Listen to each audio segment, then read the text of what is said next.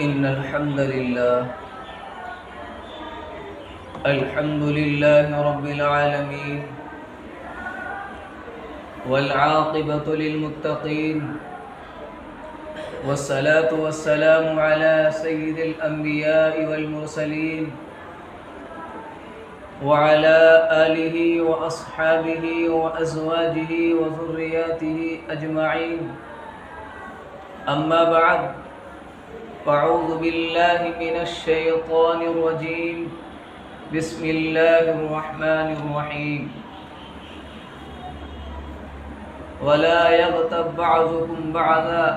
أيحب أحدكم أن يأكل لحم أخيه ميتا فكرهتموه. قال النبي صلى الله عليه وسلم: الغيبة أشد من الزنا. صدق الله العظيم. معزز سامعین نظام، عزیز طلبہ نظام، جیسا کہ آپ حضرات بخوبی جانتے ہیں کہ اللہ رب العزت نے روایتوں کے اندر، اسلام کے اندر، قرآن و حدیث کے اندر ایسے گناہوں کا تذکرہ کیا ہے کہ جو بہت بڑے گناہ ہیں، کہ جس کے کرنے سے اگر بندہ اللہ سے معافی مانگے گا تو اللہ اس کو معاف نہیں کرے گا۔ وہ گناہ کون سا ہے؟ وہ گناہ غیبت کا گناہ ہے، جس کو حدیث کے اندر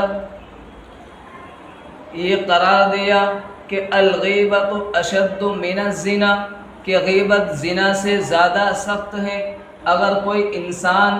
کسی کی غیبت کرے گا تو اللہ رب العزت اس کو،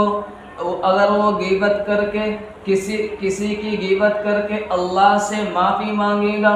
اللہ اس کو معاف نہیں کرے گا، کیونکہ یہ غیبت حقوق العباد میں سے ہے۔ لیکن اگر کوئی دوسرا بندہ شراب کا عادی ہے، شباب کا عادی ہے، یا اسی طرح زنا کا عادی ہے، زنا کرتا ہے، لیکن وہ اللہ سے معافی مانگے، اللہ اس کو معاف کرنے کے لیے تیار ہے۔ اگر وہ سچے دل سے، اچھے اخلاص سے اللہ سے معافی مانگے، اللہ اس کو معاف کر دے گا۔ لیکن جو انسان غیبت کرنے والے ہیں، جو لوگ دوسروں کی غیبتیں کرتے ہیں، ہاں تو میرا اللہ غیبت کرنے والوں کو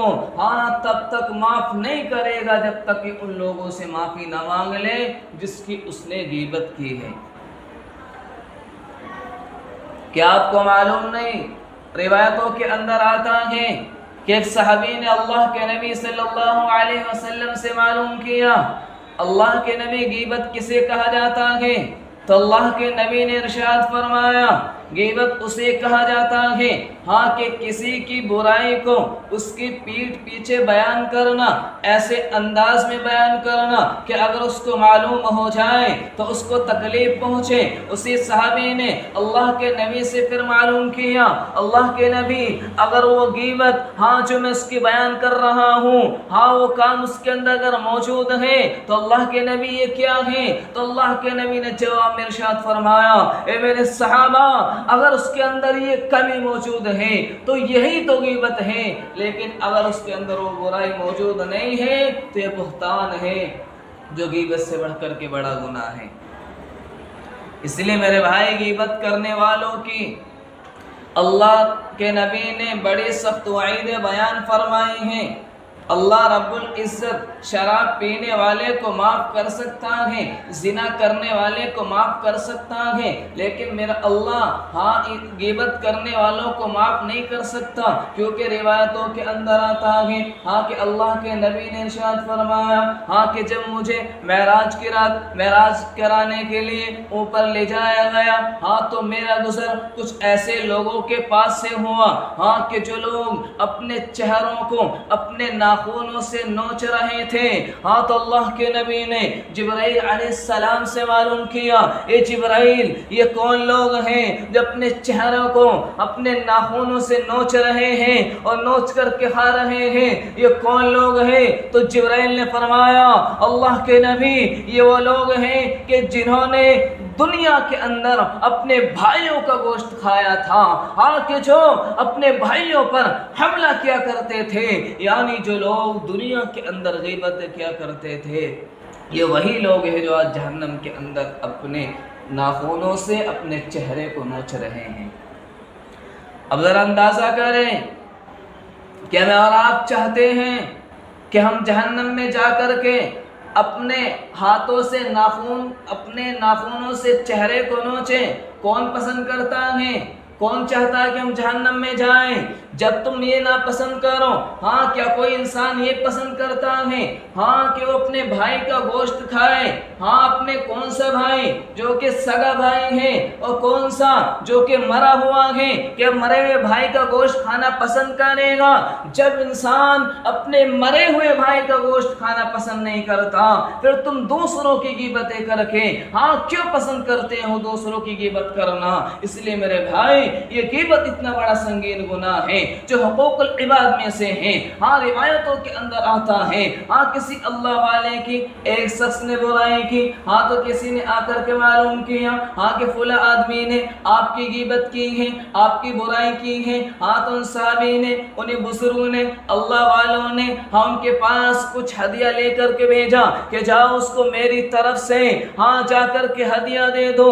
ان سے معلوم کیا گیا، ارے تم ہدیہ کو کیوں بھیج رہے ہو؟ اس نے تو تمہاری غیبت کی ہے، وہ تو تمہاری برائی کر رہا ہے، لیکن پھر بھی ہاں تم اس کے ہدیے کا خیال کر رہے ہو، ہاں اس کے لیے ہدیہ بھیج رہے ہو۔ ہاں تو کیا فرمایا تھا بزرگوں نے؟ ارے جب اس نے اپنے اعمال میں سے، اپنی نیکیوں میں سے اپنی آدھی نیکیاں، ہاں اپنی نیکی کا کچھ حصہ مجھے دے دیا، میرے نامہ اعمال میں چڑھوا دیا، کیا میں اس کو ہدیہ نہیں دے سکتا؟ تو ہمیں اس سے معلوم ہوتا ہے ہاں کہ ایک دوسرے کی برائی کرنا، ایک دوسرے کی غیبت کرنا، یہ ایسا ہے گویا کہ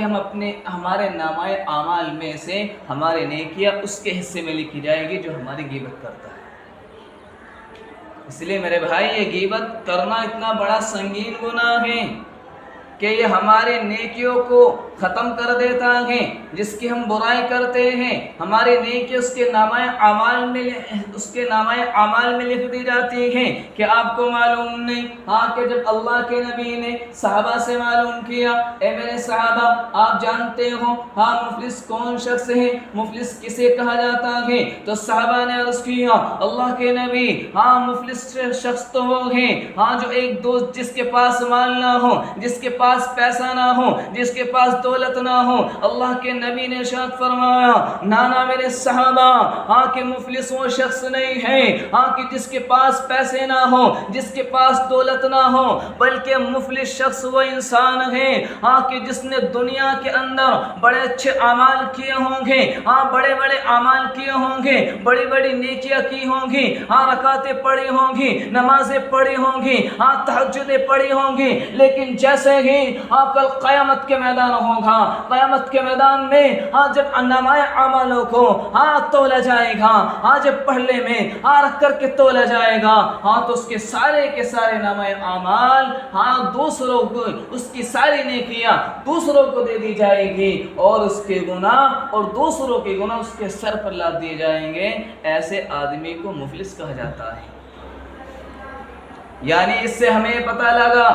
کہ اگر ہم کسی کی دنیا کے اندر غیبت کریں گے یا برائی کریں گے، تو ہم جو بھی اس کی کسی کا حق ماریں گے یا کسی کا جو بھی دنیا کے اندر زمین دبائیں گے، تو کل قیامت کے میدان میں چاہے ہم نے کتنی اس دنیا کے اندر نیکیاں کی ہوں گی، لیکن اللہ رب العزت کل قیامت کے میدان میں جب انصاف کا دن ہوگا، ہاں کیونکہ میرا اللہ تو انصاف کرنے والوں میں سب سے زیادہ انصاف کرنے والا ہے، ہاں تو میرا اللہ ہاں جب لوگ جا کر کے اللہ سے مطالبہ کریں گے، ہاں یہ بات بتا کر کے میں اپنی بات کو ختم کر رہا ہوں، ہاں صدر کی طرف سے حکم آ گیا، لیکن سنتے چلے جائیں، کیا کہا گیا؟ جب دنیا کے اندر لوگ کسی کی برائی کریں گے یا غیبت کی ہوں گی، لوگ اللہ سے کہیں گے، اللہ اس نے ہماری غیبت کی تھی، اس نے ہماری زمین دبائی تھی، اللہ ہم اس سے بدلہ لینا چاہتے ہیں۔ اللہ کہے گا یہاں تو کوئی پیسے نہیں ملنے والے، یہاں تو نیکیاں ملے گی، ہاں تو میرا اللہ اب جس نے دنیا کے اندر نیک اعمال کیے ہوں گے، اب